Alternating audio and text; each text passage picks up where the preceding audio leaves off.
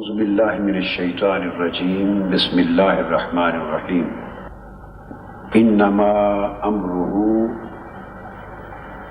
اذا اراد شیئا ان یقول له کن فیکون صدق اللہ مولانا العظیم۔ جملہ علماء کرام، مشائخ اعظام، خواتین و حضرات اور عزیزان کرام القدر، جو آیہ کریمہ میں نے تلاوت کی ہے اسی کے بیان سے اپنے مضمون کو شروع کر رہا ہوں، اور مضمون ہے محمد مقصود کائنات، اور اس موضوع کا مضمون سمجھانے کے لیے آیت پڑھی ہے انما امرہ اذا اراد شیئا ان یقول له کن فیکون۔ اب آپ سوچ رہے ہوں گے کہ یہ تو کن فیکون والی آیت ہے، اس کا اس موضوع سے کیا تعلق ہے؟ اس کا اس موضوع سے کیا تعلق ہے؟ یہ تو اللہ کے امر تخلیق کی بات ہے، کن فیکون۔ تو تعلق اس آیت کا اس مضمون سے یہ ہے کہ اس نے فرمایا جب میں چاہتا ہوں میں کہتا ہوں ہو جا، ہو جاتا ہے۔ سو میں نے چاہا ہو جا تو محمد مقصود کائنات ہو گئے۔ میں نے چاہا کہ محمد صلی اللہ علیہ وسلم مقصود کائنات ہو جا، پس وہ ہو گئے۔ یہ ربط ہے۔ مجھے معلوم ہے کہ ابھی جو ربط میں نے بیان کیا یہ بے جوڑ نظر آ رہا ہوگا، اور خطاب کا مقصد یہ ہوتا ہے کہ اب اس کو جوڑ دیا جائے۔ یہ جو بے جوڑ سی بات آپ دیکھ رہے ہیں اس کو جوڑ دیا جائے۔ اب اس کے جوڑ کو شروع کرتے ہیں اور جوڑ کو توڑ پہنچاتے ہیں، جوڑ کو توڑ پہنچاتے ہیں۔ ہم نے ویسے بھی راستے میں کبھی نہیں چھوڑا، توڑ ہی پہنچاتے ہیں۔ ہم موڑ والے لوگ نہیں ہیں، توڑ والے لوگ ہیں۔ اللہ پاک نے فرمایا انما امرہ، کہ اللہ کا امر تو صرف یہ ہے، اللہ کا امر تو بولیے صرف یہ ہے، انما صرف یہ ہے، اذا اراد شیئا، جب وہ کسی شے کا ارادہ فرماتا ہے، کسی شے کو چاہتا ہے، ان یقول له، تو وہ اسے حکم دیتا ہے، اسے فرماتا ہے کن ہو جا، فیکون، بس وہ ہو جاتی اور ہونے لگتی ہے اور ہوتی چلی جاتی ہے۔ یہ آیت کریمہ کا سادہ ترجمہ ہے جو آپ سب پڑھتے رہتے ہیں۔ اب تھوڑا سا اس کا تجزیہ کرتے ہیں۔ ہم پیچھے چلے جاتے ہیں۔ علامہ اقبال کا ایک مصرع ہے کہ آ رہی ہے دمادم صدائے کن فیکون۔ وہ کہتے ہیں کہ تخلیق کا جو نظام ہے یہ جاری ہے، سو آ رہی ہے دمادم صدائے کن فیکون، کہ کن فیکون کی صدا تسلسل سے آ رہی ہے۔ ہم پیچھے چلے جاتے ہیں اس امر کن پر جو پہلی بار صادر ہوا، جو اس کی تو ابتدا ہوئی تھی نا، ایک پہلا بھی تو کن تھا یا نہیں تھا؟ جی، ایک کن پہلا بھی تھا اور ایک کن آخری بھی ہوگا۔ تو وہ جو پہلا کن تھا جہاں سے ابتدا ہوئی، ہم تھوڑا اس ابتدا کی طرف چلتے ہیں۔ جب آپ اس پہلے کن کی طرف جاتے ہیں، سوچتے ہیں، تو عام طور پہ اہل علم، اہل فلسفہ، اہل عقل، اہل فکر عام طور پہ یہی سمجھتے اور یہی کہتے ہیں کہ کن، جب سب سے پہلا کن ہوا تو اس کن سے پہلے بولیے کچھ نہ تھا، بولیے نا، آپ کیا سمجھتے ہیں؟ کن سے پہلے کچھ نہ تھا، تبھی تو کن ہوا، جو کچھ ہوا کن سے ہوا، تو کن سے پہلے کچھ نہ تھا، ہاں ایک خدا تھا جس نے کن فرمایا۔ خدا تو تھا مگر عالم خلق میں سے کچھ نہ تھا، خدا کے سوا کچھ نہ تھا۔ یہ وہ عام بات ہے جو ہر ایک کی سمجھ میں آئی ہوئی ہے، اس کی تھوڑی اصلاح کرنا چاہتا ہوں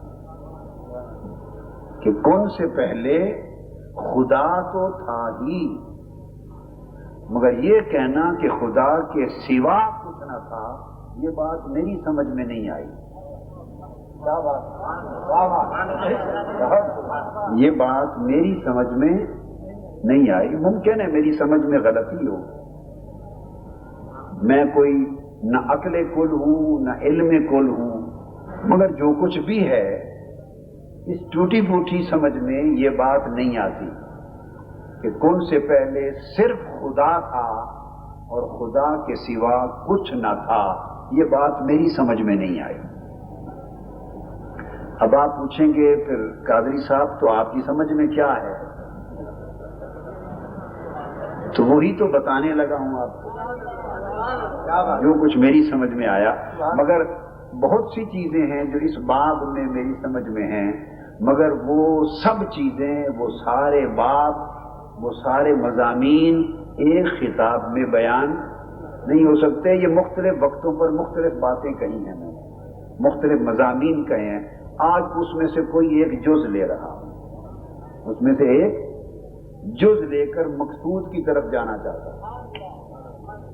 اب اس آیت کریمہ پہ غور کریں کہ اللہ کا امر تو صرف یہ ہے، اب پہلے امر کن کی طرف جا رہے ہیں، جب اس نے سب سے پہلے فرمایا ہو جا اس کی طرف، تو اللہ کا امر یہ تھا پہلے امر کن کے لیے، امر یہ تھا اذا اراد شیئا، کہ جب اس نے ارادہ کیا کس کا؟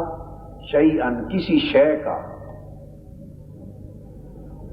تو ان یقول لہ، تو پھر اس سے کہا کن، ہو جا، ہو جا، کن، یہ ایک امر ہے۔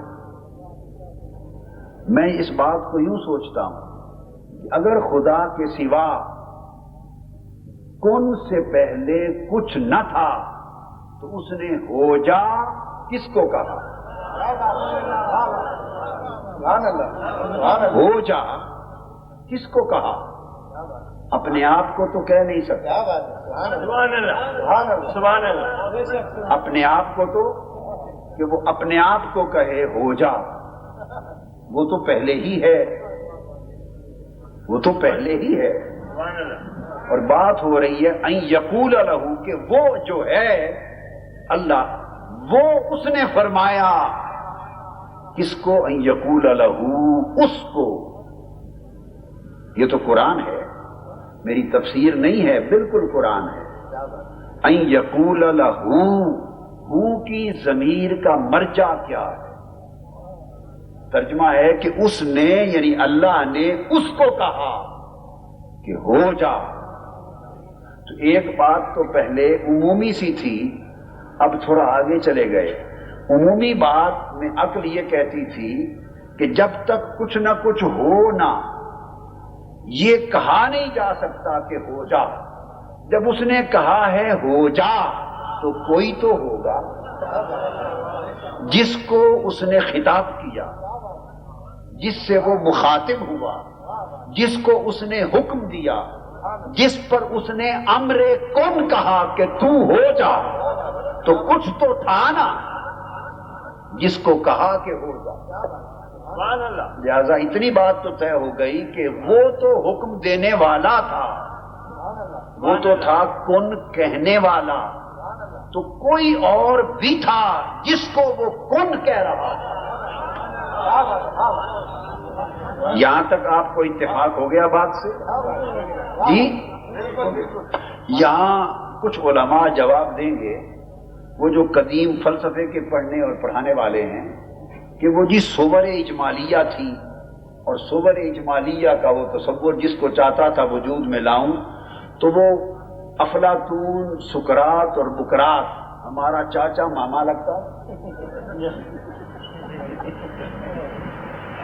میں تو کھڑا آدمی ہوں کہ بات قرآن کی ہو اور تفسیر آپ افلاطون سے کریں، سقراط سے کریں، بقراط سے کریں۔ میں تو کسی سقراط کو نہیں مانتا، میں تو یا خدا کو مانتا ہوں یا مصطفیٰ کو مانتا ہوں۔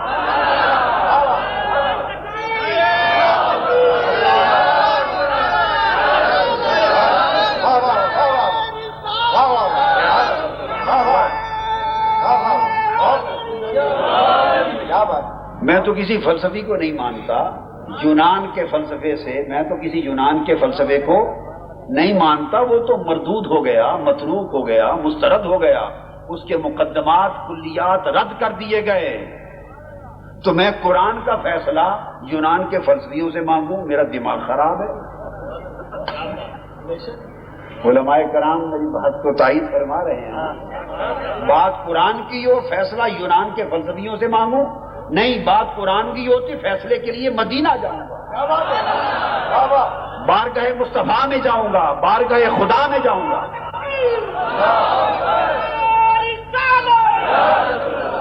اور اگر قرآن اور سنت سے بات نہ ملی تو پھر اپنے بڑوں کے پاس جاؤں گا، جو اکابر ہیں، جو ہمارے امام ہیں، جو رازدان ہیں، جو عارف ہیں، جو اولیاء ہیں، جن کے پاس ہدایت ربانی کی میراث ہے، ان سے پوچھیں گے۔ ہم یونان کے فلسفیوں سے کیوں جا پوچھیں؟ ان سے کہ آپ بتائیے کہ اللہ نے کس کو کہا تھا کہ ہو جا؟ وہ ہمارے مقتدا نہیں ہیں، انہوں نے لکھا ہے تو لکھتے پھریں، پرواہ نہیں ہے ان کے لکھے کی۔ اور ہم تو آج جواب قرآن ہی سے لیں گے، جواب قرآن ہی سے لیں گے۔ جس کو قرآن کی بات پسند نہ آئے وہ یونان چلا جائے، یونان کے فلسفیوں سے لے لے۔ ہمیں تو قرآن سے ملتا ہے، ہمیں تو قرآن سے ملتا ہے۔ اب قرآن مجید کی طرف آتے ہیں۔ اللہ پاک نے جو فرمایا، پہلی بات تو یہ تھی نا، میں نے کہا کہ جب وہ حکم دیتا ہے کسی کو کہ ہو جا، تو صاف ظاہر اس حکم کا کوئی مخاطب بھی ہونا چاہیے۔ بغیر مخاطب کے کسی کو حکم نہیں دیا جا سکتا، کوئی محکوم نہیں ہو۔ تو ایک دلیل یہ بنی کہ خدا کے سوا کچھ تو تھا جس کو حکم ہوا کہ ہو جا، ایک بات یہ تو عقلی دلیل ہوئی۔ اب قرآنی دلیل، قرآن کہتا ہے خود ان یقول لہو، جو میں نے پہلے بات کہی کہ اللہ جب ارادہ فرماتا ہے تخلیق کا تو ان یقول لہو، وہ اس کو کہتا ہے، اس نے اس کو کہا، ان یقول لہو، اسے کہا ہو جا۔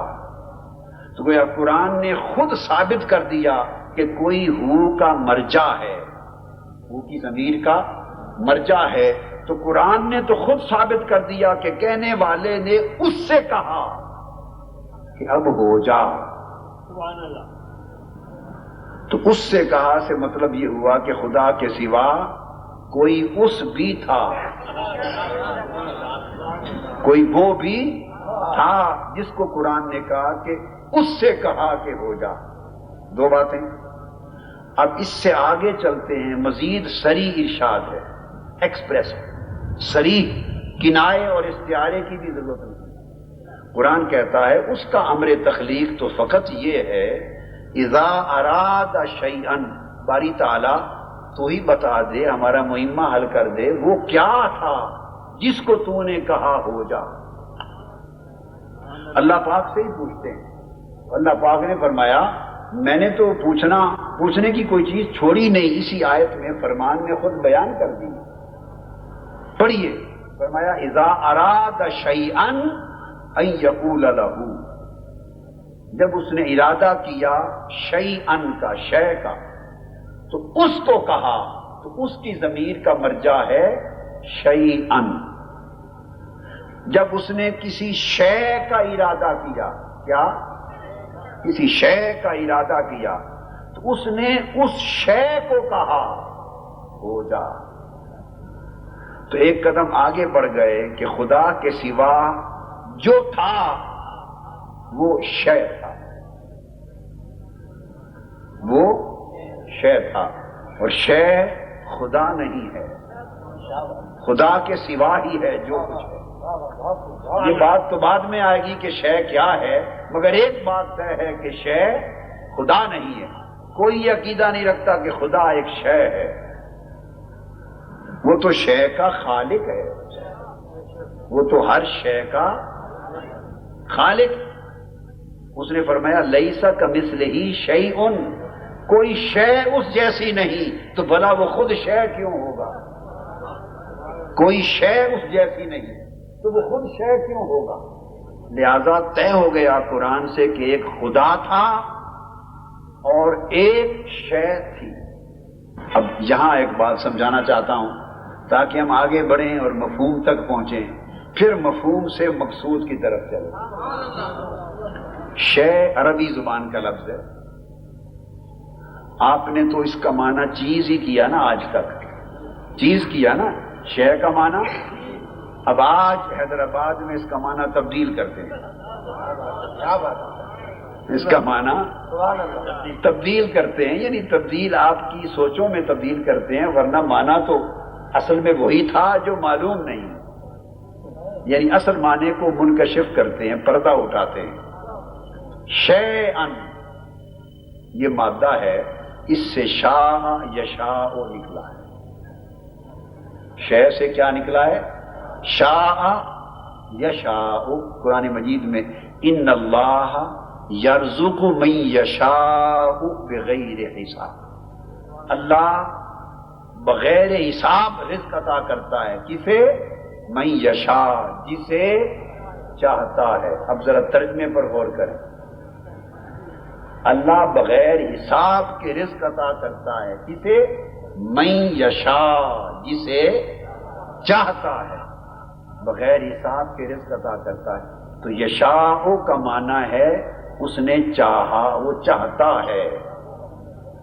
شاء کا معنی چاہا، یشاء کا معنی وہ چاہتا ہے. اسی طرح اللہ پاک نے جگہ جگہ ارشاد فرمایا اللہ یجتبی من رسلہ من یشاء، اللہ چن لیتا ہے رسولوں میں سے جسے چاہتا ہے. فرمایا اللہ یجتبی الیہ من یشاء ویہدی الیہ من ینیب، اللہ اپنی طرف اجتبا کر لیتا ہے، کھینچ لیتا ہے، انتخاب کر لیتا ہے جس کو چاہتا ہے، جس کو چاہتا ہے. تو شاء یشاء کا معنی ہے چاہنا. تو جب شاء یشاء کا کوئی اور دوسرا معنی نہیں ہے، بنیادی معنی، بنیادی اور اساسی معنی یہ ہے چاہنا. تو شیئن اس کا مادہ ہے، تو شیئن کا معنی ہوا چاہت. سبحان اللہ. شیئن کا معنی ہوا چاہت. دیکھیے میں نے کوئی اپنے پاس سے گڑا ہے؟ کوئی گڑا اپنے پاس سے؟ میں تو قرآن مجید سے باہر نہیں نکلا. تو شاء یشاء کا معنی اس نے چاہا، وہ چاہتا ہے، اور اس کا مادہ شیئن، اس کا معنی ہوا چاہت. شیئن کا معنی بولیے چاہت. جب اس کا معنی آپ سمجھ گئے، اب پھر آیت کریمہ کی طرف آ جائیے. اللہ پاک نے فرمایا جب کچھ نہ تھا، انما امرہ، تو اس کا امر یہ تھا، فقط یہ تھا. میں ماضی کی بات کرتے ہوئے ترجمہ کر رہا ہوں، پہلے کون کے لیے امرہ، اس کا پہلا امر تخلیق یہ تھا، یہ اب بھی امر تخلیق یہ ہے. کیا؟ اذا اراد شیئا، جب کچھ نہ تھا تو اس نے ارادہ کیا شے کا. تو اس نے اب ترجمہ کرے شے کا، اس نے ارادہ کیا چاہت کا. سبحان اللہ، سبحان اللہ، اس نے ارادہ کیا چاہت کا. اس کے پیار کی بات شروع ہو گئی، سبحان اللہ. اس کے پیار کی بات شروع ہو. اس نے ارادہ کیا چاہت کا. اب ذرا آگے چلیں، ارادہ، ارادہ کا معنی بھی کر لیتے ہیں۔ ارادہ کوئی ترجمہ اٹھا کے دیکھ لیں، یہ ترجمہ تو میں نے کر کے سمجھا دیا نا، ارادہ کے لیے تو میرے ترجمے کی بھی ضرورت نہیں، کوئی ترجمہ اٹھائیں اس کا معنی ہے جب وہ چاہتا ہے۔ ارادہ کا معنی پہلے ہی یہ ہے کہ جب وہ چاہتا ہے، ارادہ کا معنی اس نے چاہا، تو ارادہ کا معنی چاہا، شیئن کا معنی چاہت۔ اب ترجمہ کرتے ہیں پورا، فرمایا انما امرہ، اس کا امر تخلیق تو لوگوں تمہیں کیا خبر، ایک راز ہے، اس کا امر تخلیق تو فقط یہ ہے اذا اراد شیئا، جب اس نے چاہا اپنی چاہت کو، جب اس نے چاہا اپنی چاہت کو، واہ واہ واہ واہ، اس نے اپنی چاہت کو چاہا، عجیب بات، سبحان اللہ۔ تو پتہ چلا کہ کون سے پہلے ایک خدا تھا، ایک اس کی چاہت تھی۔ ہائے ہائے بھئی آپ پچھلے بھی سارے شریک رہے نا، پچھلے لوگ بھی شریک رہے، پانی سادہ پانی، سادہ پانی۔ تو ارشاد فرمایا کہ اس کا امر تخلیق تو اللہ کا یہ ہے کہ جب کچھ نہ تھا تو پھر اس نے چاہا اپنی چاہت کو، اس نے چاہت کو چاہا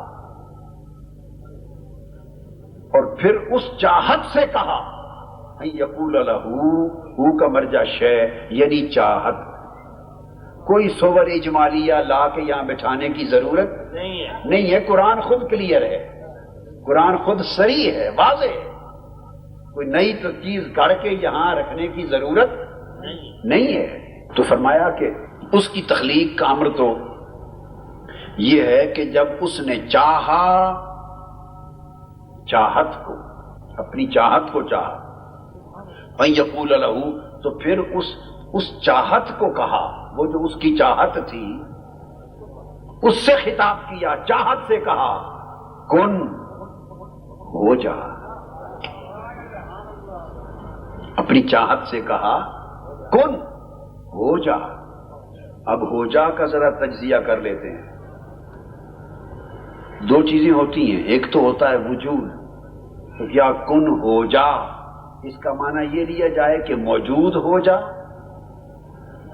موجود تو وہ پہلے ہی ہے، تو پھر ہو جا سے کیا مراد ہوا؟ سبحان اللہ۔ موجود تو وہ چاہت موجود تھی، تو تبھی تو اس سے فرمایا کہ ہو جا، تو ہو جا، تو موجود تو ہے، تو جو موجود ہے چاہت، اسے ہو جا کہنے کا مطلب کیا؟ بھئی جو بات کسی کو سودا سمجھ میں آئے، پسند آئے تو لے لے، نہ آئے تو واپس لوٹا دے، مگر ہماری سمجھ میں تو یہی بات آئی ہے، ہماری سمجھ میں تو یہی بات آئی ہے، اور بڑے یقین سے، بڑی تحقیق سے آئی ہے۔ جھگڑا نہیں، جس کو سودا پسند نہیں بھئی واپس دے دے، کسی اور گاہک کو دے دیں گے، سبحان اللہ۔ جو اس چاہت کا سوداگر ہوگا اسی کو دے دیں گے، بڑے سوداگر ہیں چاہت۔ سبحان اللہ، سبحان اللہ۔ ہماری سمجھ میں بات ہی آئی ہے کہ اس نے فرمایا، اس اپنی چاہت کو کہا ہو جا، اور ہو جا سے مراد موجود ہونا نہیں ہے کہ تو اب موجود ہو جا، وجود میں آ جا، وجود میں تو وہ پہلے ہی تھی، چاہت تھی، اسی کو تبھی تو کہا جا رہا تھا کہ ہو جا۔ اب آپ پوچھیں گے جب وجود تھا تو ہو جا کا مطلب کیا ہوا؟ تو ہو جا کا مطلب ہے کن، وجود تھا، اب فرمایا ظاہر ہو جا، ظاہر ہو جا۔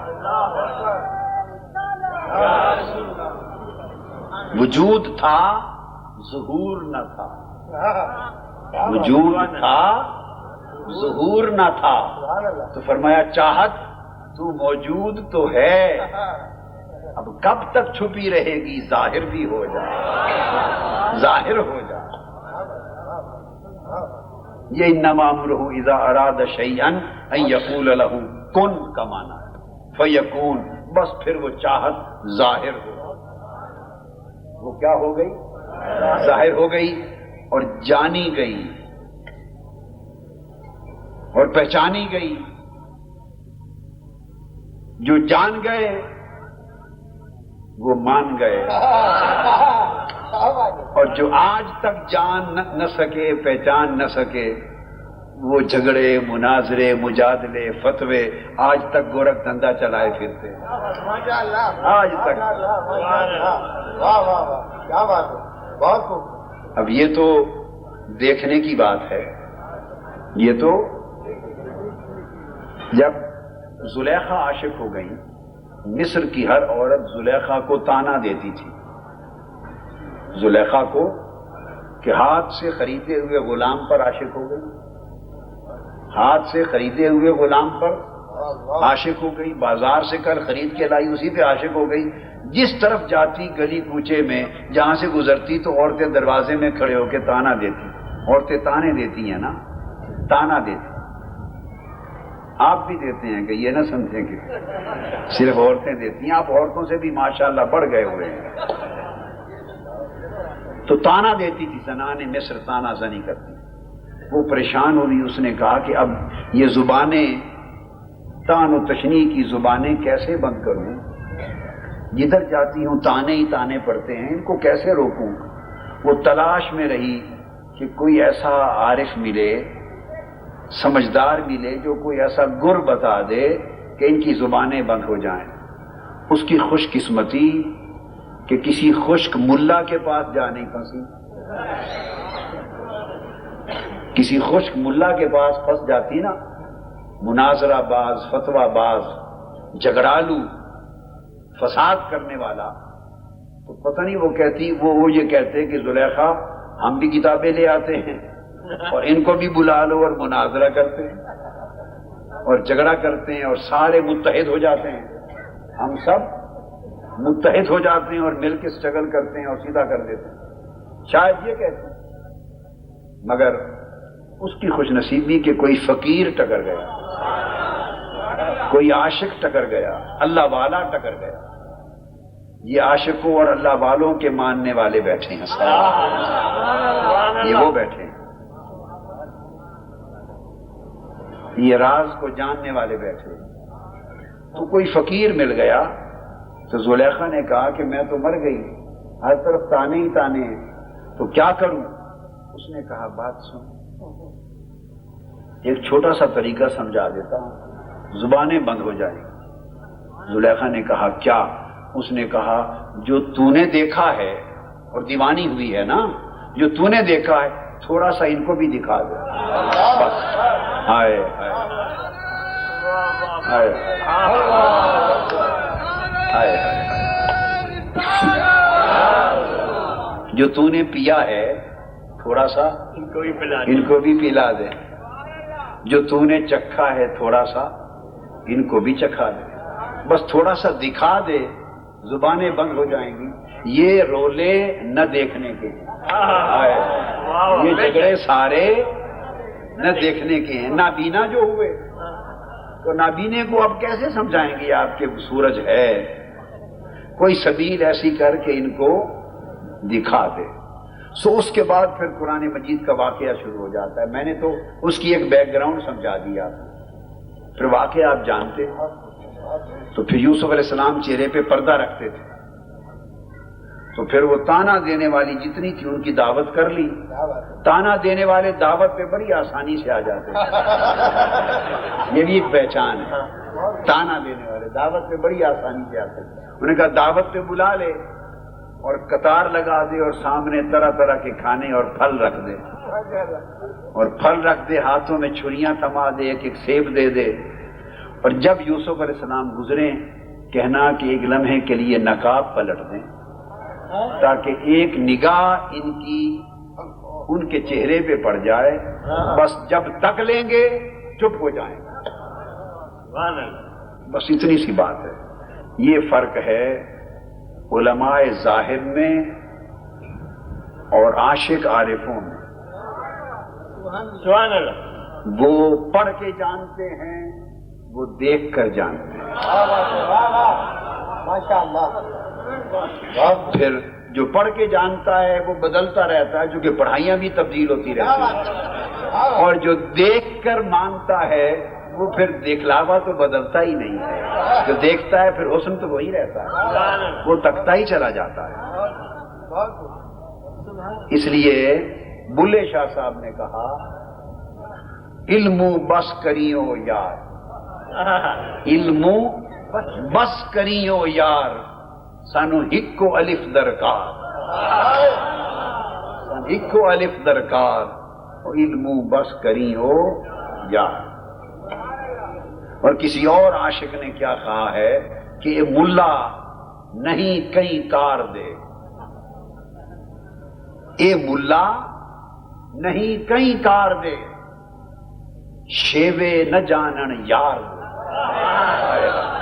شیوے نہ جانن یار دے، واقف نہ بے دسرار دے، واقف نہ بے دسرار دے، اے ملا نہیں کہیں کار دے۔ ہائے ہائے ہائے ہائے۔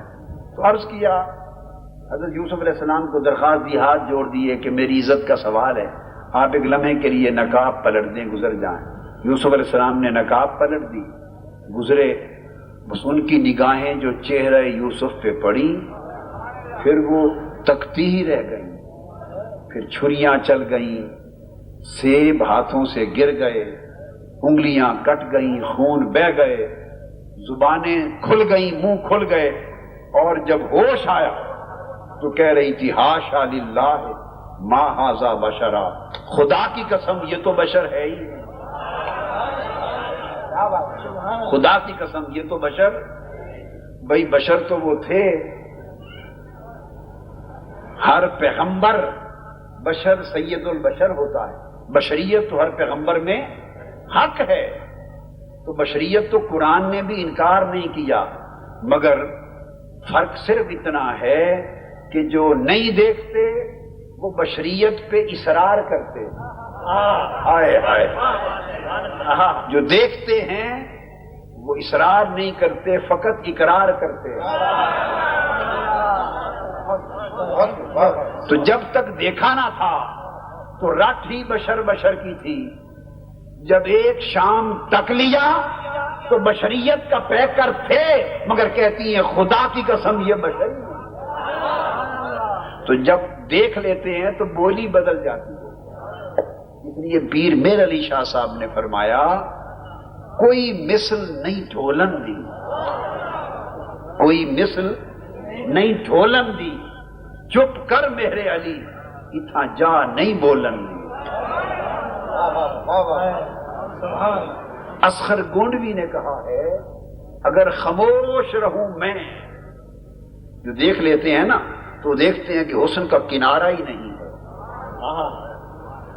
تو کیا بیان کریں، وہ بیان بھی نہیں کر سکتے، وہ کہتے ہیں اگر خاموش رہوں میں تو تو ہی ہے سب کچھ، جو کچھ کہا تو تیرا حسن ہو گیا محدود، اگر کچھ کہہ دیا تو پھر تو اتنا ہی حسین ہوا جتنا میں نے کہا، یہ تو بات نہ ہوئی۔ اس لیے تیرے حسن کا کمال یہ ہے کہ میں چپ رہوں، لب نہ کھولوں۔ تو جب انہوں نے تک لیا تو لب سی لیے۔ یہ بات کہاں سے چلی تھی؟ ہم اس گلی میں پڑ گئے نا، عشق والی گلی میں، کہاں سے بھولے تھے رستہ اپنا، بولیے نا۔ شیئن کی بات کی تھی، چاہت کی، تو بات ہو رہی تھی کہ وہ اللہ پاک نے فرمایا اپنی چاہت کو کہ اب ہو جا، اور ہو جا کا مطلب ہے موجود تو تھی، ظہور نہ تھا، سو فرمایا اب ظاہر ہو جا۔ اب اس آیت کریمہ کو سامنے رکھ لیں، اسی کی تائید حدیث قدسی کرتی ہے۔ حدیث قدسی میں حضور علیہ السلام نے فرمایا کہ اللہ پاک نے ارشاد فرمایا کنت کنزا مخفیا فاحببت ان اعرف، میں چھپا ہوا خزانہ تھا، فاحببت، بس مجھے محبت ہو گئی، مجھے محبت ہو گئی، احببت بس میں نے چاہا، میں نے احببت مجھے اس بات سے حب ہوئی، میں نے چاہا۔ ادھر فرماتا ہے حدیث قدسی میں نے چاہا، ادھر فرماتا اذا ارادہ اس نے چاہا۔ دیکھیے نا مضمون ایک ہی چلا رہا ہے، چاہا ان اعرف کہ میں جانا جاؤں، پہچانا جاؤں، فخلقت خلقا فعرفت الیہم فبی عرفونی، فرمایا پھر میں نے خلق کو پیدا کیا اور اپنی معرفت کی توجہ کی اس پر، اور اپنے حسن کا عکس اتنا منتقل کر دیا کہ جسے بنایا فبی عرفونی، مجھے میرے ہی ذریعے سے پہچاننے لگے، مجھے میرے ہی ذریعے سے پہچاننے لگے۔ تو یہ حدیث قدسی ہے، وہ قرآن مجید کی آیت ہے۔ اب جو بات ہے تو اللہ پاک نے جب واضح کر دیا کہ اس نے اپنی چاہت سے کہا کہ ظاہر ہو جا، تو چاہت کیا ہے؟ اب یہاں ایک بڑی لطیف بات سمجھا دوں، وہ بھی ایک نیا ترجمہ ہے مگر نیا نہیں، اصل قدیمی ترجمہ اوائل قرون میں یہی تھا، بعد میں اہل علم نے مرادی معنی لے لیا اور اہل علم کی نگاہ سے اصل معنی اوجھل ہو گیا۔ چاہا، چاہت کسے کہتے ہیں؟ عربی زبان میں اصلاً چاہت کو حمد کہتے ہیں، چاہت کو حمد کہتے ہیں، حمد۔ اب آپ کہیں گے یہ تو ہم نے پڑھا الحمدللہ، تمام تعریفیں اللہ کے لیے کہ حمد کا معنی تعریف ہے، تو سن لیں حمد کا معنی تعریف مرادی معنی ہے، تعریف حمد کا معنی مرادی ہے۔ اصل معنی جو قدیم قرون میں تھا عرب ادب میں وہ تھا چاہت، اور تعریف کا معنی اس لیے کیا جاتا ہے کہ جسے چاہتے ہیں اسی کی تعریف کرتے ہیں، جسے چاہتے ہیں اسی کی تعریف کرتے ہیں۔ تو تعریف چونکہ چاہت کی ہوتی ہے، تعریف چونکہ چاہت کی ہوتی ہے، اس لیے سبب کی جگہ مسبب ہوتی ہے، اس لیے چاہت کو تعریف کہہ کے حمد کہہ دیا۔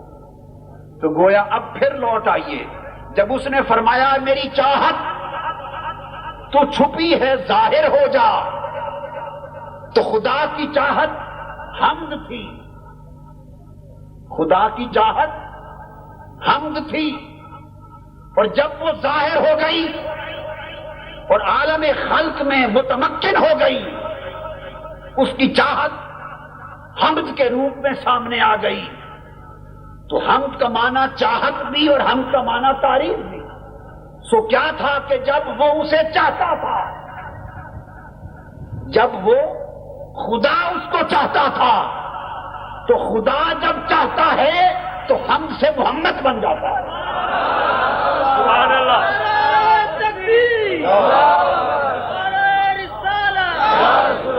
محمد کا معنی ہے جسے بہت چاہا گیا۔ اذا اراد شیئا، اس نے چاہت کو چاہا، اس نے اپنی چاہت کو چاہا، اور چاہت اس کی حمد ہے۔ حمد جب امر تخلیق سے متمکن ہوئی تو اس نے جب حمد کو چاہا، اور حمد کو چاہنا اس کی تعریف کی، کیا خوب میری تخلیق، جب اپنی حمد کو چاہا تو خدا نے چاہا تو محمد ہو گیا، اور جب اس حمد نے اس کو چاہا خدا کو تو احمد بن گیا۔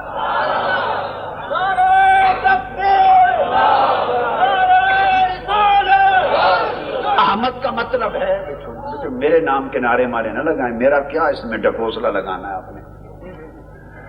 تو اس نے چاہا جب اس حمد کو، تو خدا جب چاہے اور تعریف کرے کہ واہ،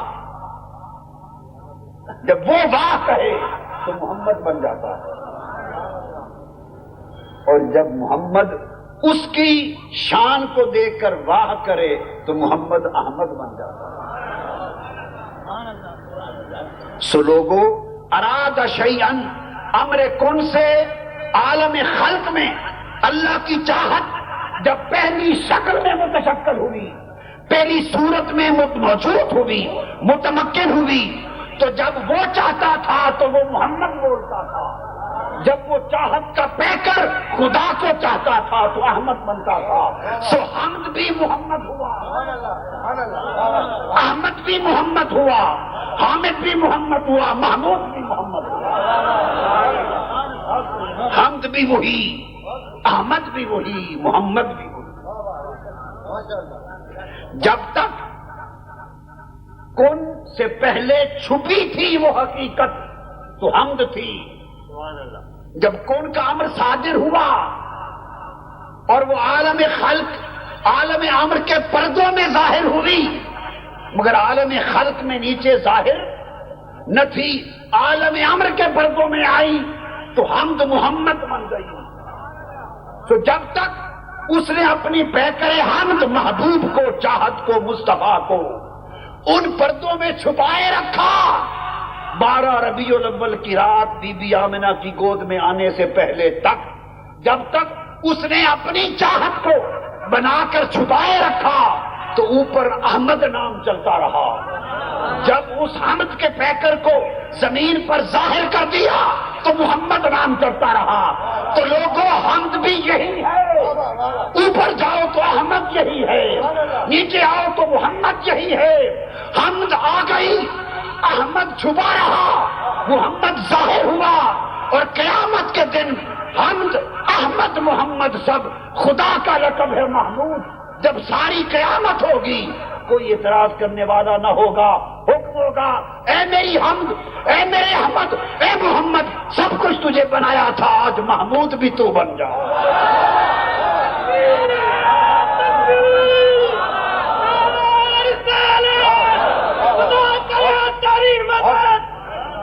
نبی کرے تیری مدد. آمین اللہم آمین. ماشاء اللہ ماشاء اللہ. حکم ہوگا عسا ان یبعثک ربک کا مقام محمودہ, کہ قیامت کے دن اللہ تجھے مقام محمود پہ فائز فرمائے گا. تو آپ نے دیکھا کہ ابتدا ہوئی تو حضور کا مقام حمد تھا, ابتدا ہوئی تو مقام حمد تھا, چھپے رہے تو مقام احمد تھا. ابتدا ہوئی تو مقام حمد تھا, انتہا ہوگی کائنات کی تو مقام محمود ہوگا. عسا ان یبعثک ربک مقاما محمودہ. یہ حمد سے محمود تک سارا سفر ایک ہی حقیقت کے پردے, ایک ہی حقیقت کے ظہور ہیں. فرمایا کن ظاہر ہو جا, کبھی حمد بن کے دکھائی دے, کبھی احمد بن کے نظر آ, کبھی محمد بن کے جلوہ فرما, اور قیامت کا دن ہوگا فرمایا آج محمود بن کے حسن دکھا. سبحان اللہ. بہت خوب بہت خوب. اس لیے عاشقوں نے کہا محمد محمد کریں دے گزر گئی. سبحان اللہ. بھئی ہمارا تو دھرم محمد ہے, ہمارا دین محمد, ہمارا ایمان محمد, ہمارا دھرم محمد, ہماری جان محمد, ہماری پہچان محمد. ہماری اول, جب نقطہ اول تھا تو حضور حمد تھے. جب حضور کو لباس اولیت پہنایا, کیا اول کا لباس پہنایا, اول خلق, تو حمد تھے. جب آخر خلق کا لباس پہنایا جائے گا تو محمود ہوں گے. جب چھپائے رکھا تو احمد تھے, جب ظاہر فرما دیا تو محمد تھے. جب اس نے کہا نا کہ ظاہر ہو جا اپنی چاہت کو, تو یہ اللہ کی چاہت تھی نا, کیا اللہ کی چاہت تھی, اور وہی امر کن سے متمکن ہوئی. اس لیے کبھی اس کا حسن حمد میں چمکتا رہا, کبھی اسی کا حسن احمد میں چمکتا رہا, کبھی اس کا حسن محمد میں چمکتا رہا, کبھی اس کا حسن محمود میں چمکے گا. تو لوگوں محمد کے حسن میں نقص نہ نکالا کرو, ان کا حسن سوچو تو صحیح کس کا, وہی خدا کا حسن ہے. مصطفیٰ کا حسن خدا کا حسن ہے. اس لیے اس کو فرمایا وہی محمد ہے, وہی احمد ہے. تو ابتدا حضور سے ہوئی, بولیے ابتدا حضور سے ہوئی, اور حضور ہی اللہ کی چاہت. اب آپ سوچیں گے کہ ابتدا حضور سے ہوئی تو پھر ظہور میں اتنی دیر کیوں کی؟ جب سب سے پہلے تھے تو آئے سب سے آخر کیوں؟ ایک سوال آتا ہے نا دل میں، جب تھے سب سے پہلے تو پھر آئے سب سے آخر کیوں؟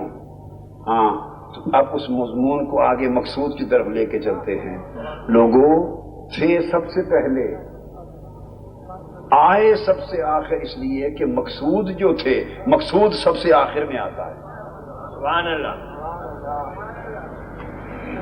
آپ جلسہ منعقد کرتے ہیں، ٹھیک ہے، تو جلسہ جب منعقد کرتے ہیں تو پہلے انتظامیہ آ جاتی ہے، پھر سامعین آ جاتے ہیں، لاؤڈ سپیکروں والا آ جاتا ہے سب سے پہلے، دن کو لائٹوں والے آ جاتے ہیں، دریاں بچھانے والے آ جاتے ہیں، آتے ہیں کہ نہیں؟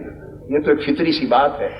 پھر میدان سجتا ہے، پھر کرسیوں والے آ جاتے ہیں، وہ لگاتے ہیں، پھر سٹیج کی انتظامیہ آ جاتی ہے، منہاج القرآن کے کارکنان آ جاتے ہیں، پھر وہ لاؤڈ سپیکر ٹک ٹک بولنے لگ جاتا ہے، پھر سامعین آنے لگتے ہیں، آتے آتے آتے پھر معززین آنے لگ جاتے ہیں، پھر شہر کے اکابر آنے لگ جاتے ہیں، پھر اس کے بعد علماء کرام آنے لگ جاتے ہیں، پھر مشائخ اعظام آنے لگ جاتے ہیں، پھر مہمانان گرامی، پیران کرام، مہمانان گرامی آنے لگتے ہیں، تو آتے رہتے ہیں، اور سب سے آخر پہ کون آتا ہے؟ جو مہمان خصوصی جس کو آپ نے مقرر کر رکھا، یہ صدر مجلس، جس کے لیے سارے آتے ہیں سب سے آخر پہ وہ آتا ہے۔ ایسا تو کبھی نہیں ہوا کہ جس کے لیے سب نے آنا ہے وہ شام 5 بجے آ کے بیٹھ جائے، نماز مغرب پڑھتے ہی آ کے میں یہاں بیٹھ جاؤں، چونکہ آج میرا خطاب ہے، کئی خطاب چوک نہ جائے، بالکل پہلے براجمان جفا مار کے بیٹھ جاؤں۔ مہمان خصوصی کا بھی سب سے پہلے آتا ہے جی، اگر آپ ہی مہمان خصوصی ہوں جہاں، تو آپ بھی اینڈ پر جاتے ہیں، لوگ باقی سارے پہلے پہنچتے ہیں، تو مقصود آخر پہ آتا ہے۔ اس لیے تھے اول کائنات، آخر پہ اس لیے آئے کہ تھے مقصود کائنات۔ فرمایا محبوب ہر کوئی پہلے آ لے، دریاں سجانے والے آ کے دریاں سجا لے، روشنیاں لگانے والے تجھ سے پہلے روشنیاں لگا لے، سامعین مجمع والے بھی آ جائیں، سننے والے بھی آ جائیں، دیکھنے والے بھی آ جائیں، شامیانے بھی لگ جائیں، کمکمے بھی جل جائیں، ہر کوئی پہلے آ لے، اور آخر پہ پھر اعلان کرنے والا آتا ہے، اور وہ کہتے ہیں حضرات اب مہمان خصوصی آ رہا، اب میں ان کے درمیان کسی اور کو اب ہم حائل، آخر پہ وہ اعلان کرتا ہے کہ اب میں اعلان کرتا ہوں کہ اب میرے بعد وہ رسول آ رہا ہے، اب تمام انتظار ختم ہوئی، ایسا ہی اعلان ہوتا ہے نا، اب تمام انتظار کی گھڑیاں ختم ہوئی، اب میں اعلان کرتا ہوں، خوشخبری سن لو، اب وہ رسول آ رہا ہے جس کے لیے ہم اور آپ سارے آئے تھے، اور یہ بزم سجائی گئی، اسمہ احمد، سن لو اس کا نام احمد ہے۔ اب آپ سوچیں گے کہ حضور آ رہے تھے تو نام محمد کیوں نہیں بتایا؟ وہ تو آسمانی نام تھا، محمد کیوں نہیں بتایا؟ وہ اس لیے کہ جب تک زمین پر آ نہیں گئے تھے اس وقت تک نام احمد ہی چلتا تھا، جب عیسیٰ علیہ السلام اعلان کر رہے تھے اس وقت تک نام احمد تھا، اور عیسیٰ علیہ السلام پھر ویسے بھی آسمانی ہیں، تو آسمانی ہستی آسمانی نام سے واقف تھی، اور آسمان میں جس نام سے پکارے جاتے تھے اسی کا نام لیا، جب آ گئے ولادت ہو گئی تو نئے نام کے دور کا آغاز ہوا، پھر اسمہ محمد ہو گیا، مقصود آخر پہ آتا۔ اب اس کو 2 مثالوں کے ذریعے سمجھاتا ہوں، علمی بات ہے مگر بڑے آسان طریقے سے آپ ہنس لیں گے، مزہ لیں گے۔ مقصود کائنات کا تصور سمجھا رہا ہوں۔ آپ بازار گئے، آپ نے کہا کہ آج قورمہ پکا بناتے ہیں، آپ مرچیں خرید کے لے آئے، نمک خرید کے لے آئے، گرم مسالہ خرید کے لے آئے، گھی خرید کے لے آئے، گوشت خرید کے لے آئے، ساری چیزیں خرید کے لا کے آپ نے ڈھیر کر دی، سب چیزیں آپ نے خریدی، اکٹھی رکھ دی، انہی چیزوں سے نہیں بنے گا۔ آپ کہتے ہیں کہ نہیں، جب تک ان کا جدا جدا وجود قائم ہے قورمہ نہیں بنے گا، یہ سب ہنڈیا میں فنا ہو گے تو مقصود مل جائے گا۔ سب مل گئے، سب مل گئے، آنکھ میں تپا لیا، جب ملے تو پھر قورمہ بن گئے، اور جب قورمہ بنا تو اس کے بعد وہ مرچ، وہ مسالہ، نمک، یہ سب کچھ پڑا ہے، آپ نے اٹھا کے الماری میں بند کر دیا۔ بھئی اب کیوں رکھ رہے ہیں کہ یہ مقصود جو بنانا چاہتے تھے وہ مل گیا، اب ان کی ضرورت نہیں رکھتی۔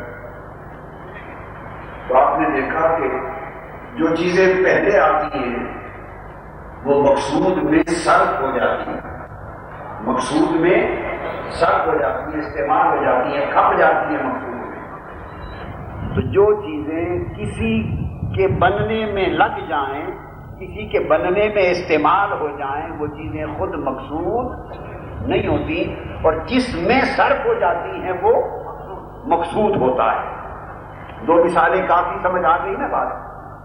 اللہ رب العزت نے تاجدار کائنات کو، حقیقت محمدی کو حمد کی شکل اپنی چاہت کو متشکل کر کے حمد میں، پیکر حمد میں اول الخلق کے طور پر تخلیق سب سے پہلے کر دیا، مگر چونکہ مقصود کائنات بنایا اس لیے ظہور پہلے ضروری مقصود نہ تھا۔ چنانچہ جب کائنات وجود، فرشتے بھی بن گئے، جب کائنات وجود میں آئی تو اس عالم ہستی میں، اس زمین پر سب سے پہلے پانی، ہوا وغیرہ بن گئے، تب کوئی شے بھی مقصود نہ تھی، اور جمادات کا مقصود نباتات، نباتات اب نباتات بن گئے۔ جب نباتات کروڑہا پودے، درخت، کروڑہا نباتات جب اس صفحہ ہستی پر وجود میں آ گئے، ان کے بعد اللہ نے ایک اور مخلوق بنائی۔ جو جو چیزیں اس کے استعمال کے لیے درکار تھی وہ چیزیں پہلے پیدا کرتا گیا۔ جمادات درکار تھے تو نباتات سے پہلے آ گئے، نباتات بن گئی تو اب اللہ نے حیوانات پیدا کر دیے، نئی مخلوق آ گئی، حیوانات بنے، بکری آ گئی، بکرے آ گئے، بھیڑ بکریاں آ گئی، گائے، بھینس سب آتے چلے گئے، لاکھوں کروڑوں قسمیں حیوانوں کی آ گئی۔ جب حیوان آ گئے تو پانی بھی ان میں کھپنے لگا، پانی بھی ان میں استعمال ہونے لگا، ہوا بھی ان میں استعمال ہونے لگی، روشنی بھی ان میں استعمال ہونے لگی۔ جمادات میں سے بھی چیزیں ان کے استعمال میں، کام میں آنے لگی، نباتات، پودے، فصلیں، درخت، پتے، یہ بھی وہ کھانے لگے۔ تو نباتات تک جو کچھ پہلے تھا وہ سب حیوانات کے کام آیا، اور وہ کھا کر ان کے استعمال سے حیوانات بڑھنے لگے، طاقتور ہونے لگے۔ اتنا سا بچہ 6 فٹ کے قد کا جوان کہاں سے بن گیا؟ پیدا ہوا اتنا سا، آج 6 فٹ کا جوان۔ تو کیا کھپا اس میں؟ بکریاں بھی اس میں کھپ گئی، 20 گائے بھینس کے گوشت بھی کھپ گئے، لے بکرے چھترے بھی اس میں۔ آپ نے نہیں کھا ڈالے بکرے کے بکرے؟ بقرعید میں گوشت فریزر میں بھی رکھے، بکروں کے بکرے کھا گیا نا انسان، بکریاں کھا گیا، بھینسوں اور گائے کا دودھ پی گیا، حیوانات کھا گیا، حیوانات نے نباتات کھائے تھے، انسان نے نباتات بھی کھا لیے، سبزیاں پکا کے کھا ڈالی، پھل کھا دیے، نباتات بھی انسان میں کھپ گئے، حیوانات بھی انسان میں کھپ گئے، جمادات بھی انسان میں کھپ گئی، ہوا بھی انسان میں چلی گئی، روشنی بھی انسان میں کھپ گئی۔ الغرض جو کچھ انسان کی تخلیق سے پہلے تھا وہ سب کچھ انسان کی نشو و نما میں صرف ہو گیا، اور انسان بڑھتا بڑھتا 6 فٹ کا جوان بن گیا۔ جس طرح دوستو جمادات بنے اور تخلیق کا عمل جمادات پر روکا نہیں، تو پتہ چلا کہ جمادات کے بعد کوئی آنے والا ہے، سو نباتات آ گئے، حیوان نباتات میں جمادات کھپ گئے، اور نباتات کے بعد اللہ نے تخلیق کا عمل روکا نہیں، تخلیق آگے بڑھی، حیوانات آ گئے، حیوانات کے بعد تخلیق آگے بڑھی، انسان آ گیا۔ اب چاہیے تو یہ تھا کہ انسان کے بعد بھی تخلیق آگے بڑھتی اور کوئی اور مخلوق آ جاتی، مگر آج انسان کو اس دنیا میں آئے ہوئے کروڑوں برس بیت گئے. کتنے؟ کروڑوں اربوں برس بیت گئے انسان کو دنیا میں آئے، مگر حرکت تخلیق جب انسان آ گیا وہی رک گئی. انسان کے آگے عمل تخلیق آگے نہیں بڑھا، نئی مخلوق وجود میں نہیں آئی. جتنی مخلوقات ہیں یہ انسان کی آمد سے پہلے کی، ملائکہ سب سے پہلے کی. تو پتہ چلا ملائکہ مقصود نہ تھے، تو ملائکہ کے بعد تخلیق کا عمل جاری نہ رہتا، رک جاتا. یہ کائنات نہ تھے، حیوانات آئے، مقصود کائنات نہ تھے. ان ساری مخلوقات کے بعد بالآخر انسان آیا. اربوں کروڑوں برس بیت گئے، چونکہ انسان کے بعد تخلیق کا عمل آگے بڑھ نہیں سکا، اور ہر ان مخلوقات کے بعد انسان کے بعد نئی مخلوق کی کوئی جنس نہیں آئی. لہذا پتہ چلا چونکہ تخلیق کے عمل کی حرکت انسان پہ رک گئی، تو پتہ چلا کہ انسان مقصود کائنات ہے.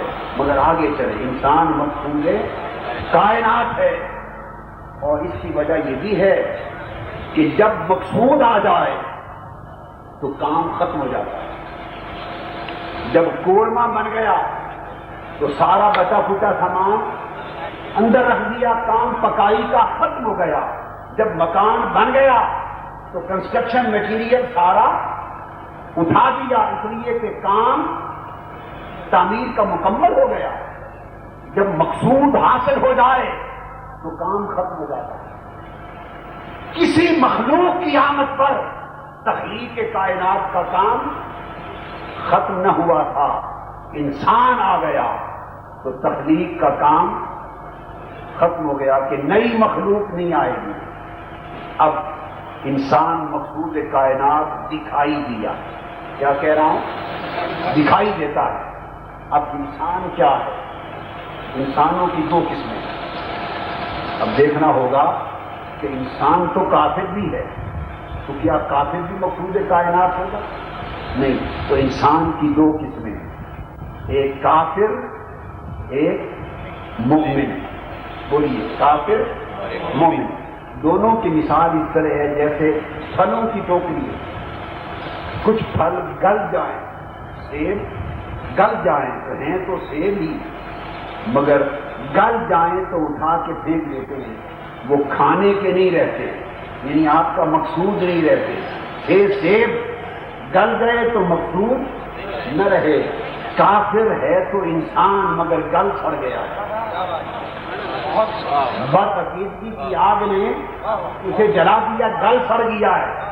اب جس طرح سیب کو، گندے سیب کو اٹھا کے گندے انڈے کو اٹھا کر پھینک دیتے ہیں، اس لیے کافر جو گل سڑ گیا ہے اسے بھی اٹھا کے جہنم میں پھینک دیا جائے گا. جو کہا جائے گا ہمارے کام کا نہیں رہا، ہمارے کام کا نہیں رہا. مقصود وہ ہے جو کام کا ہو، جو ناکارہ ہو جائے وہ مقصود نہیں. تو کام کا انسان مومن ہے. کام کا انسان بولیے مومن ہے. اب اگر کام کا انسان مومن ہے تو آؤ، مومن مستقل شے ہے؟ میرا جواب ہے نہیں. مومن مستقل نہیں ہے. اس لیے نہیں ہے کہ اس میں ایمان آ جائے تو مومن، ایمان اسی مومن میں چلا جائے تو کافر. تو گویا کریکٹر مستقل نہ ہوا. اور پھر نبی ہو تو مومن بھی ہے، نبی نہ ہو تو مومن نہیں. جس زمانہ میں نبی نہ تھا اس زمانہ میں مومن، کیونکہ مومن بنتا ہے کسی نہ کسی نبی کو ماننے سے. یہ بات سمجھنے والے، مومن بنتا ہے کسی نبی کو. جس نے آدم علیہ السلام کو نبی مانا تو مومن بنا، نوح علیہ السلام کو نبی مانا تو مومن ہوا. ابراہیم علیہ السلام سے عیسیٰ علیہ السلام تک جس نے انبیاء کو مانا تو مومن ہوا، نہ مانا تو مومن نہ ہوا. تو گویا مومن ہونا خود تابع ہے کسی کے ماننے کے. مومن ہونا تابع ہے کسی کو ماننے کے، تو جو خود کسی کے تابع ہو وہ ہو تو یہ ہو، اور وہ نہ ہو تو یہ نہ ہو، تو پھر اس کا مطلب ہے مومن سایہ ہوا، اصل نہ ہوا۔ اصل نبی ہے، مومن ضد ہے۔ اصل نبی ہے، مومن نبی کا، تو نبی کے ظل کو، نبی کے سائے کو مومن کہتے ہیں۔ نبی کے سائے کو مومن کہتے ہیں کہ سائے کا اپنا کوئی وجود نہیں ہوتا، کوئی دھوپ میں ہوتا ہے کھڑا تو سایہ ہوتا ہے، وہ ہٹ جائے تو سایہ نہیں رہتا، تو سایہ خود وجود نہیں رکھتا، کسی وجود کا پتہ دیتا ہے کہ ہاں میں فلاں کا سایہ ہوں۔ مومن کی اپنی کوئی حقیقت نہیں، وہ کسی حقیقت نبوت کا پتہ دیتا ہے، جس کا کلمہ پڑھتا ہے اس نبی کا پتہ دیتا ہے۔ مومن جس کا کلمہ پڑھتا ہے اس نبی کا پتہ دیتا ہے، تو پتہ چلا کہ مومن محض سایہ ہوا، مومن ظل ہوا، اور اصل جس کے سبب سے مومن ہے وہ نبی ہوا، وہ نبی۔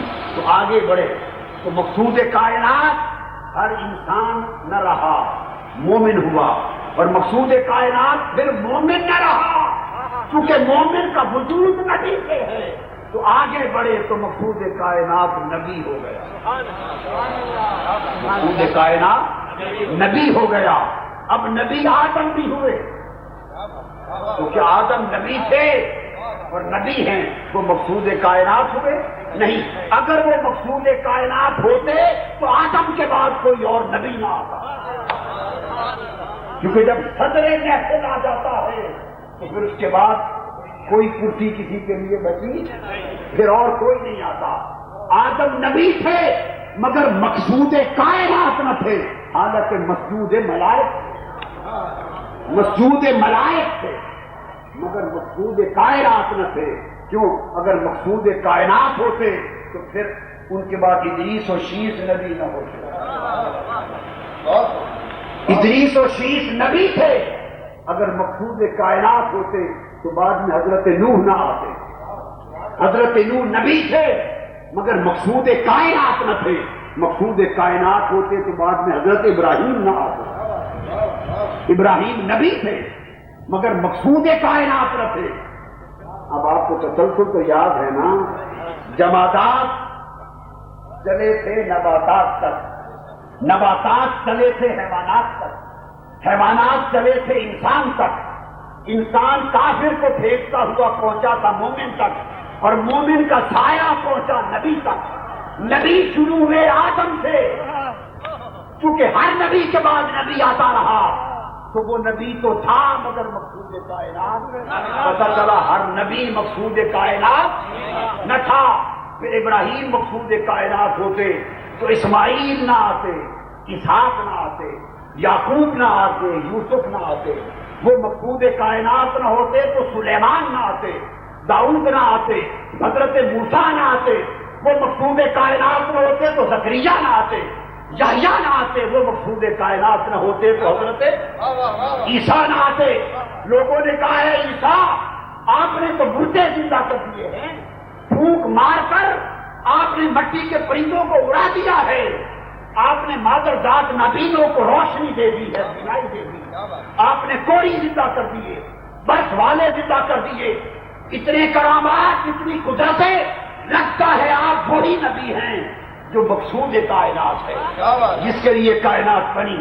عیسیٰ علیہ السلام نے لوگوں کو جمع کر لیا اور کھڑے ہو گئے، فرمایا ہاں میں نے مردے بھی زندہ کیے، حق ہے، میری پھونک سے پرندے اڑ جاتے ہیں، حق ہے، میرے ہاتھ لگانے سے کوڑی برف اور مادر ذات نابینے شفایاب ہو جاتے ہیں، حق ہے، سب معجزات حق، میرا نبی ہونا حق، مگر میں مقصود کائنات نہیں۔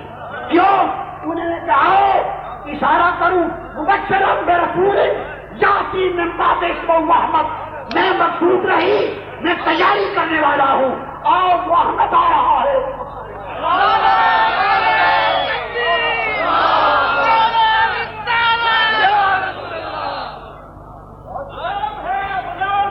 رسول کے غلام ہے، موت بھی احمد محمد بن کے آ رہا ہے، احمد محمد بن کے آ رہا ہے، وہ مقصود کائنات ہے۔ تو پھر عیسیٰ علیہ السلام گئے، محمد مصطفیٰ آ گئے۔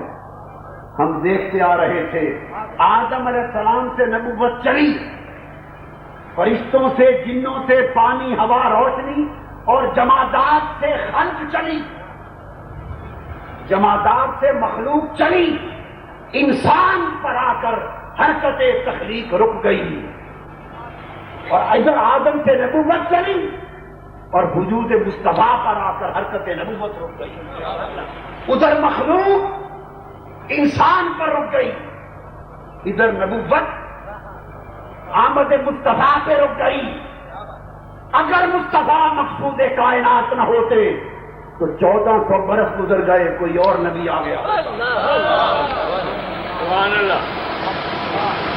اللہ نے جب حضور کو بھیجا، ساتھ فرما دیا خاتم النبیین، بس اس کے بعد انسان تیرے آنے کے بعد سلسلہ تخلیق بند، لقد خلقنا الانسان فی احسن تقویم، انسان کی آمد پر سلسلہ تخلیق بند، اور مصطفیٰ کی آمد پہ فرمایا خاتم النبیین، مصطفیٰ کی آمد پر سلسلہ نبوت بند۔ تو جس کی آمد پر سارا کام ختم کر دیا گیا، جس کی آمد پر وہ سارا کام اجراء نبوت اور سلسلہ نبوت کا کام ختم کر دیا، سمیٹ دیا سارے نظام کو، فرمایا وہ مقصود آ گیا ہے۔ اب قیامت تک کے لیے اور قیامت کے بعد کے لیے کائنات جب تک ہے، فرض سے عرش تک ساری کائنات کا مقصود اور دعویٰ مصطفیٰ ہے۔ ساری کائنات کا مقصود مصطفیٰ ہے۔ اس لیے لوگوں، کیونکہ مقصود کائنات ہمیں نصیب ہو گئے، اور پھر جس رات ساری کائنات کا مقصود جس پر رب نے سلسلہ تخلیق اور سلسلہ نبوت کو روک دیا، جب وہ دولہا ساری کائنات کا جس شب اور جس مہینے آیا، اس مہینے کی خوشیوں پر ساری خوشیاں ختم، اور اس میلاد کی عید پر ساری عیدیں ختم۔ تو آقا علیہ السلام آ گئے تو مقصود مل گیا کائنات۔ اب میں نے عرض کیا تھا کہ تخلیق میں اول تھے، ظہور میں آخر ہوئے، اس لیے آخر ہوئے کہ مقصود تھے، مقصود تھے۔ اب قیامت کا دن ہوگا، تاجدار کائنات صلی اللہ علیہ وآلہ وسلم تشریف فرما ہوں گے، امتیں جن کی شناسائی اپنے اپنے پیغمبر سے ہوگی، جب سورج سوانیزے پر ہوگا، حساب و کتاب ہو نہیں رہا ہوگا، پریشانی ہوگی، نفسا نفسی ہوگا، ہر طرف ایک بحرانی کیفیت ہوگی، ایک عجیب پریشان کن حالات ہوں گے، ہر کوئی تپ رہا ہوگا، جل رہا ہوگا، ہر امت اپنے پیغمبر کی طرف جائے گی کہ ان کی نگاہ میں مقصود وہ امت آدم علیہ السلام کے پاس جائے گی۔ حدیث پاک ہے بخاری کی، آدم علیہ السلام فرمائیں گے ذهبوا الی غیری، نہیں آج مقصود کے ظہور کا دن ہے، آج میری طرف نہیں، میرے علاوہ کسی اور کی طرف جاؤ، نام نہیں لیں گے، اذهبوا الی محمد، اگر یہ نام لے دیں تو اس وقت تو حضرت آدم کے پاس ان کی امت آئی تھی نا،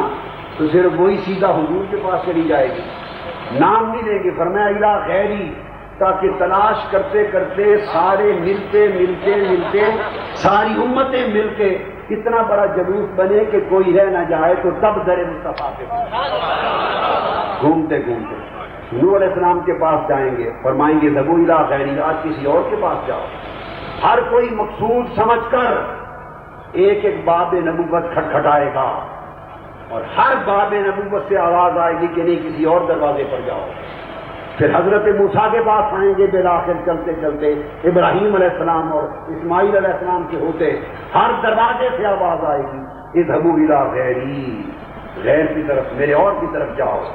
عیسیٰ علیہ السلام کے پاس پہنچیں گے، اور جب وہاں پہنچیں گے تو وہ چونکہ انہوں نے پہلے بھی نام لے کر اعلان کیا تھا کہ اب انتظار کی گھڑیاں ختم، اب محمد آ رہا ہے، ان کے پاس پہنچیں گے تو وہ یہ نہیں کہیں گے ذبو الی خیری کہ اب تو خیر رہ ہی کوئی نہیں گیا، سارے دروازے تو بھگت گئے، ساری امتیں ملتی چلی گئی، جس نبی کے پاس گئے اس نبی نے آگے بھیجا وہ امت بھی مل گئی، اس جلوس میں پھر دوسرا جلوس حضرت ابراہیم کی امت کا بھی مل گیا، کہ اسماعیل علیہ السلام کا جلوس بھی مل گیا امت کا، پھر حضرت یوسف علیہ السلام کی امت کا جلوس مل گیا، موسیٰ سے عیسیٰ تک ساری امتوں کے جلوس مل گئے، اور کائنات حشر کا سب سے بڑا جلوس بن گیا۔ اب کھڑے حضرت عیسیٰ کے دروازے پر کل امتیں جمع ہیں، پوچھتے ہیں کہ کچھ کریں، اب وہ نہیں کہتے کسی اور کے پاس جاؤ کیونکہ دروازہ اور بچا ہی کوئی نہیں، سارے دروازوں پر تو ہو کے آئے، وہ کہیں گے آج ہماری باری نہیں ہے ذبو الی محمد، حضور کے پاس جائیں۔ جب تاجدار کائنات کے پاس آئیں گے پوری کائنات محشر کا جلوس انسانی جب پہنچے گی تو آپ انتظار فرما رہے ہوں گے اور آپ فرمائیں گے انا لہا، آؤ آج کے دن کے لیے میں ہی ہوں، کیونکہ مقصود کائنات میں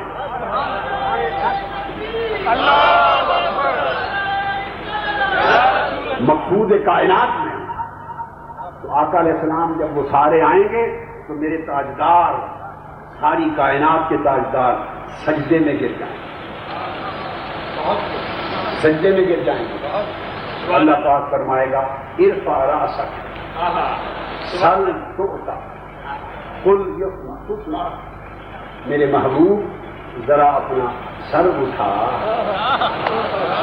ارفع رأسک، سجدے میں کوئی پڑا ہو تو کہا جاتا ہے اپنا سر اٹھا، یہ تو ہے لفظی ترجمہ، کیا بولیے نا، لفظی ترجمہ، اور پھر ایک ذوقی ترجمہ بھی کر دیں، جی چاہے تو وہی بات پرانی دے دیں، نہیں تو واپس لوٹا لیں، کسی اور ذات کو دے دیں گے۔ آپ ذرا سجدے میں سر کریں نا، آپ کریں ذرا سجدے میں، سجدہ کریں۔ اب جب آپ سجدے میں پڑا ہے ایک شخص تو پھر منہ کدھر ہے؟ نیچے کی طرف ہے۔ اب جب کہا جائے ذرا سر اٹھائیے، سر اٹھا، تو سب اٹھایا تو خالی سر اٹھتا ہے یا چہرہ اٹھتا ہے؟ بولیے نا، چہرہ اٹھتا ہے۔ تو میرا ذوقی ترجمہ، لفظی ترجمہ تو ہے ارفع رأسک، سونیا سر اٹھا، محبوب سر اٹھا۔ ذوقی ترجمہ یہ ہے سونیا مکھڑا دکھا، سونیا سر اٹھا مکھڑا دکھا، مکھڑا دکھا، ہندی میں کیا کہیں گے؟ مکھڑا دکھا کیا کہیں گے؟ منہ دکھا، منہ دکھا۔ اللہ فرمائے گا منہ تے دکھا، چہرہ تو دکھا، ارفع رأسک، حضور سر انور اٹھائیں گے، اللہ پاک فرمائے گا میرے محبوب قل اسمع، آج بول، آج تجھے ہی کو تو سنا جائے گا، بول محبوب، آج تجھی کو تو سنا جائے گا، اسمع سنا جائے گا، تیرے لیے تو آج سارا کچھ سجا ہے، کائنات بنائی تیرے لیے تھی، کائنات بنائی تیرے لیے تھی، اور محشر سجائی تیری شان دکھا تیرے لیے، آج محشر میں آج کی شان دکھائی جانی ہے، جو خالی تجھے ہم جانتے تھے، جو احمد جانتے تھے، محمد جانتے تھے، آج کچھ اور بھی دکھانے والا ہوں۔ تو محبوب مکھڑا دکھا، قل بول، آج تجھے بھی سنا جائے گا، اور کون ہے جس کی سماعت ہو؟ سل تؤتی، آج مانگ، عطا تیرے انتظار میں ہے، عطا تیرے، تو مانگ تجھے ہی دیا جائے گا۔ تو پھر آقا علیہ السلام کا مکالمہ شروع ہوگا اللہ کی حمد و تسبیح سے، حدیث شفاعت صحیح بخاری مسلم پوری سیاست کی بڑی طویل ہے، میں نے ابتدائی جز بیان کیا، تو یہ کر کے اب قرآن مجید میں آتا ہے جب یہ ساری کائنات حشر در مصطفیٰ پہ جمع ہوگی تو رب کائنات فرمائے گا میرا مصطفیٰ یہ دنیا حشر میں ہے، اب تو ذرا اوپر آ۔ آقا پوچھیں گے مولا کہاں آؤں؟ حکم ہوگا عرش پر آ، ساری مخلوق عرش پہ ہوگی، قیامت کے دن حضور کو عرش پہ بلایا جائے گا، اور عرش پر اللہ پاک اپنی کرسی پر تشریف فرما ہوگا. واسع کرسیہ السماوات والارض، اپنی کرسی پر تشریف فرما ہوگا. نزول اجلال فرمائے گا جیسے اس کی شان کے لائق ہوگا. اس کرسی حق پر نزول اجلال فرمانے کے بعد دائیں طرف ایک کرسی بچھائی جائے گی. فرشتوں سے کہا جائے گا ایک کرسی اور بچھاؤ.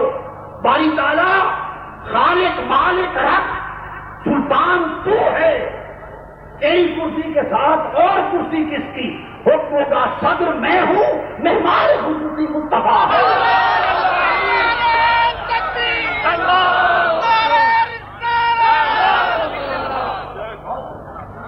مصطفیٰ کو مہمان خصوصی بنا کر عرش کے دائیں جانب بٹھایا جائے گا کرسی حق کے ساتھ. جب اس کرسی پر تشریف لائیں گے، آقا بیٹھیں گے تو آیت ارشاد ہوگا محبوب یہ کرسی وہ ہے جس کے لیے فرمایا تھا عسیٰ ان یبعثک ربک مقاما محمودا. حال پوچھے گی مولا تو محمود ہے؟ مولا تو، ہم سب تیری حمد کرتے ہیں، تو محمود ہے، بتا یہ کرسی کیا ہے؟ خدا فرمائے گا میں محمود ہوں اور مصطفیٰ کی کرسی مقام محمود ہے. آج آپ نے بتا دیا کہ مقام محمود فرمایا مجھے محمود جاننے والوں، مجھے محمود ماننے والوں، خالی محمود کو نہ مانو، مقام محمود بھی مانو. لہذا مجھے دیکھو گے تو محمود نظر آئے گا، مصطفیٰ کو دیکھو گے تب مقام محمود.